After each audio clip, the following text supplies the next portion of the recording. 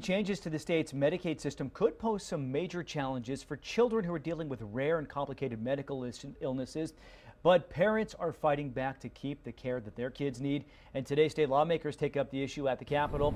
And that's where we find KXAN's Gigi Barnett live with the details. Good morning, Gigi. Good morning, John. That is right. Parents say it's time to take their fears to state lawmakers.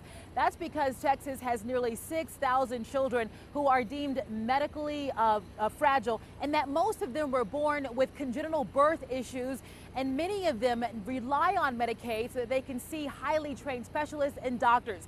Now, coming up on November 1st, there's a new law that is set to take place. It could strip many of these families from the services that they need.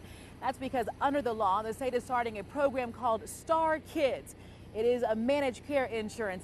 Think HMO instead of the previous program, which used waivers that allowed parents to be in a PPO type system. And that allowed them to pick and choose which doctors and specialists they could visit.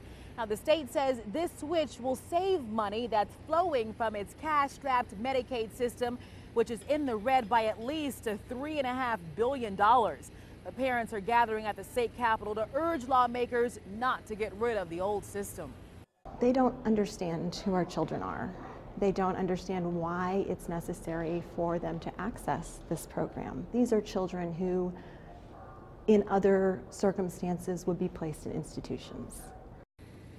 And about 80% of Texans who are on Medicaid are already in an HMO style type of insurance. Meanwhile, lawmakers say this is just an information session and they want to gather the parents' testimony so they can figure out what to do when the new legislative session begins in January.